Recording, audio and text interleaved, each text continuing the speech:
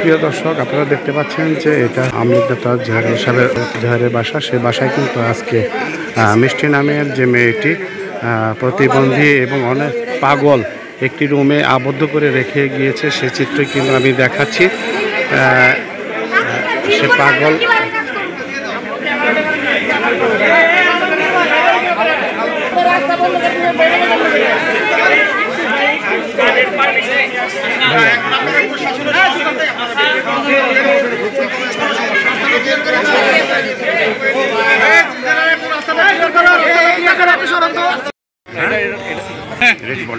Advocate Mir Shamim Thakurpara ছোট কালীবাড়ি সহ এই এলাকার একজন সম্ভ্রান্ত মানুষ। আমাদের এই এলাকাটা অ্যারোস্টোকেট।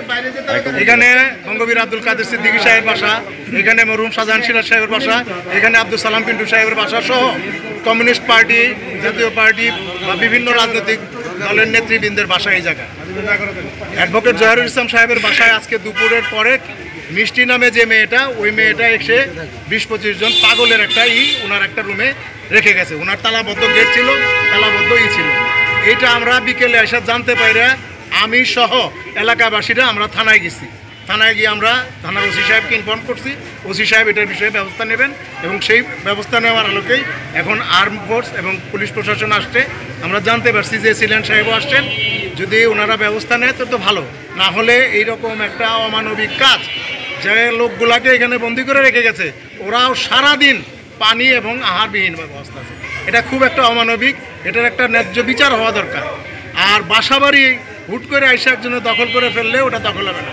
আমরা যতটুকু জানতে পারছি যে এটা আওয়ামী লীগের নেতা অ্যাডভোকেট জহিরুল ইসলাম সাহেবের বাসা না, এটা তার স্ত্রীর নামে বাসা। এই বাসাটা জহির সাহেবের কোনো সাজা থাকতে পারে, তার কোনো দুর্নাম বদনাম থাকতে পারে, কিন্তু তার কারণে তার স্ত্রীর বাড়ি ঘরে দখল করার কোনো সুযোগ আইনে নাই।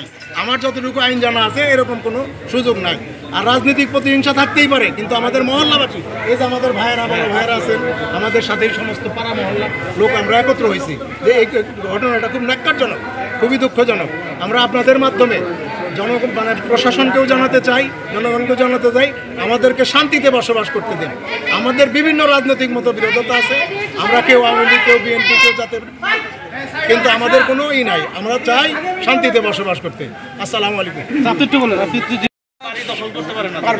এইটা আমাদের খুবই বড়ই। আর একটা পাগলদেরকে যে রেখে গেছে, ওরা কারা, ওদের পরিচয়টা কি, ওরা না সমন্বয়কারী, রাজনৈতিক কোনো পরিচয় আছে, এরকম কোনো কিছু আমরা জানতে পারতেছি না। আমরা সমন্বয়কারীদের কাছ থেকেও জানতে পারছি যে ওরা ওদের সঙ্গেও সম্পৃক্ত না। আর অমানবিক একটা কাজ করেছে, যেটার জন্য তার শাস্তি পাওয়া উচিত। সারাদিন ওরা মানুষ, পাগল হোক, প্রতিবন্ধী হোক, যাই হোক, এই মানুষগুলোকে সারাদিন পানি নাই, খাবার নাই, ওই ঘরগুলোতে বন্দি করে। আপনাদের মাধ্যমে, সাংবাদিকদের মাধ্যমে আমরা এই ঘোর প্রতিবাদ করি, এই মহিলাকে যে কোনোভাবে শাস্তির আওতায় আনতে হবে। আল্লাহু আকবার। আসসালামু আলাইকুম।